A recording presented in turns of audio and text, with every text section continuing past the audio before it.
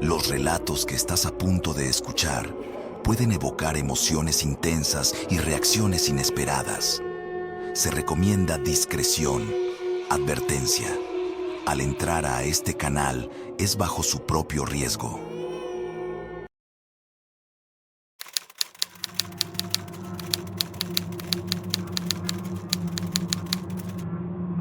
En el año 1348, Europa entera fue azotada por la peste negra, una enfermedad que mataba en días y que convirtió las ciudades en cementerios abiertos. Florencia, Italia, fue una de las más golpeadas.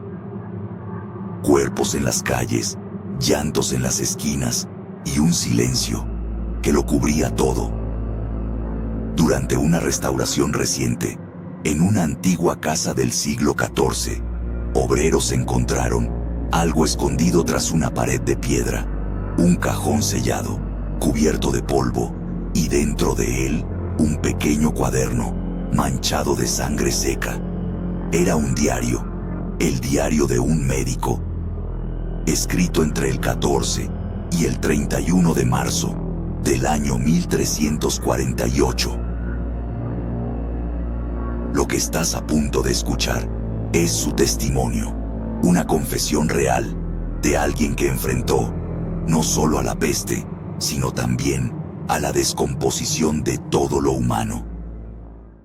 Ponte tus audífonos, apaga la luz y escucha.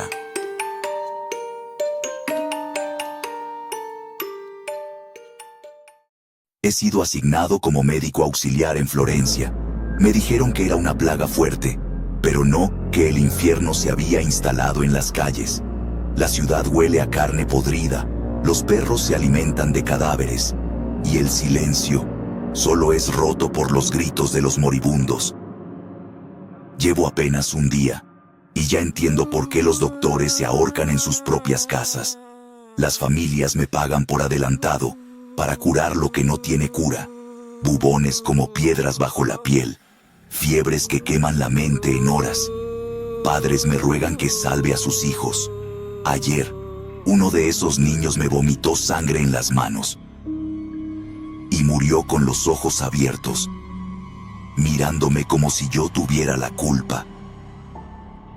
He aprendido a no tocar nada, a no mirar demasiado tiempo, a no prometer nada. Un sacerdote cayó muerto mientras rezaba. Las iglesias están vacías. Dios no está aquí. Solo quedamos nosotros y la peste. Hoy vi a una mujer acunando a su hijo muerto. Estaba cubierta de llagas, pero sonreía. Me dijo, si no lo dejo ir, no se irá. No pude quitarle al niño, no quise hacerlo. Estoy empezando a olvidar cómo era el mundo antes. Ya no distingo el día de la noche. Los cuervos están en todos lados. Y la gente ha comenzado a matar a los enfermos antes de que contagien a los demás. He visto horcas improvisadas. He visto padres envenenar a sus propios hijos. La peste no solo mata el cuerpo, mata el alma. Hoy enterré a mi ayudante. No tenía familia. Solo a mí. No lloré. No puedo permitirme ese lujo. Ya no siento nada. Este será mi último registro. Me he contagiado. Lo supe al despertar. Escalofríos. Sangre oscura en la saliva. No tengo a quien pedir ayuda. Nadie vendrá. Ya nadie viene por nadie. He cerrado la puerta. He sellado las ventanas. No quiero que nadie escuche los ruidos, ni los vómitos, ni los gritos. Voy a morir, y eso está bien. Lo que no puedo soportar es haber sobrevivido tanto para descubrir que la muerte no era lo peor. Era lo único piadoso que quedaba.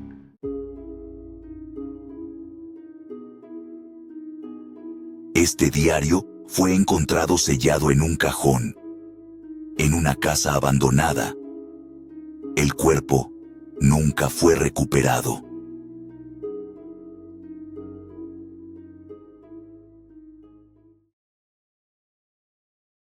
Continuamos. La monja emparedada. En el siglo XVIII, el convento de la Concepción en la Ciudad de México fue escenario de un trágico suceso que marcó su historia para siempre. Una joven monja, conocida como Sor Clara, mantuvo en secreto una relación amorosa con un sacerdote, algo prohibido en su época. Cuando la relación fue descubierta, el sacerdote fue exiliado, pero a Sor Clara le esperaba un destino aún más cruel. Fue emparedada viva dentro de una de las paredes del convento, condenada a morir mientras rezaba. La historia no aparece en los libros oficiales, pero se conserva una carta firmada por Sor Clara, en la que escribió: "No fue pecado, fue amor". Tras su muerte, la leyenda de su espíritu comenzó a rondar las paredes del convento, donde se asegura que su alma aún permanece, rezando en las sombras. En 1998, Javier Arce, un técnico de mantenimiento con más de 20 años de experiencia, restaurando edificios históricos en el centro de la Ciudad de México, fue llamado a trabajar en el convento de la Concepción. Durante una visita de rutina al sótano, Javier descubrió algo más que un problema eléctrico. Una presencia inquietante y misteriosa comenzó a manifestarse. Los susurros en latín y los golpes provenientes de las paredes lo llevaron a descubrir, 200 años después, el terrible destino de Sor Clara. Lo que Javier encontró en las entrañas del convento cambiaría su vida para siempre. Mi nombre es Javier Arce. No sé si esto que grabé servirá de algo, pero lo que vi, lo que escuché en ese lugar, no lo puedo callar. Soy técnico de mantenimiento. Llevo más de 20 años restaurando edificios históricos del centro de la Ciudad de México. Iglesias, museos, claustros, lugares con siglos encima, donde las paredes no solo guardan humedad, también secretos. El 3 de noviembre de 1998, me llamaron al antiguo convento de la Concepción. Había un problema eléctrico, algo menor, supuestamente. Una parte del museo se había quedado sin luz, pero cuando me dieron las llaves, noté que una de ellas no estaba etiquetada. Esa abre el sótano viejo, me dijeron, pero nadie entra ahí desde hace años. Fui solo. El pasillo estaba oscuro, el aire estancado, olía a piedra mojada y a incienso rancio. Cuando llegué al fondo, sentí algo extraño, como si alguien me estuviera esperando. De pronto, lo escuché. Un susurro. Una voz femenina cantando en latín. No era una grabación. No había bocinas. Venía del muro. El 7 de noviembre volví. Esta vez, con lámpara y valor. El muro del fondo tenía marcas raras, como si alguien hubiera rascado desde dentro. Y vi manchas, oscuras, como de uñas, como de desesperación. Me fui corriendo. Le conté a doña Marta, una guía del museo. Una señora grande, de esas que ya han visto cosas. Solo me miró y dijo: «A usted le habló Sor Clara». Me contó una historia que no sale en los libros. En el siglo XVIII, una monja se enamoró de un sacerdote. Se veían a escondidas. Al descubrirlos, al padre lo exiliaron. Pero a ella la emparedaron viva. La sellaron dentro del muro. Para que muriera rezando, nadie lo sabe oficialmente. pero hay una carta firmada con una cruz, donde ella escribió: no fue pecado, fue amor. El 12 de noviembre regresé. Llevaba un mazo. Toño, mi compañero, no quiso acompañarme. Golpeé el muro. 1, 2, 3 veces. Y desde dentro, escuché golpes de vuelta. Como si alguien todavía estuviera ahí. Seguí hasta abrir un hueco. Y entonces lo vi. Un espacio oculto. Una especie de tumba vertical. Y dentro, un esqueleto.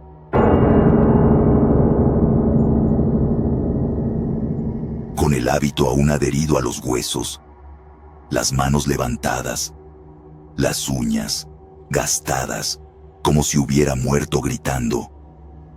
El señor Javier Arce fue encontrado horas después, de rodillas frente al muro, murmurando el Ave María sin cesar. Fue internado por colapso nervioso. El área fue sellada, clasificada como zona restringida. Dicen que si te quedas solo después de las 6, puedes oírla, rezando entre los muros, pidiendo ser escuchada, pidiendo no ser olvidada.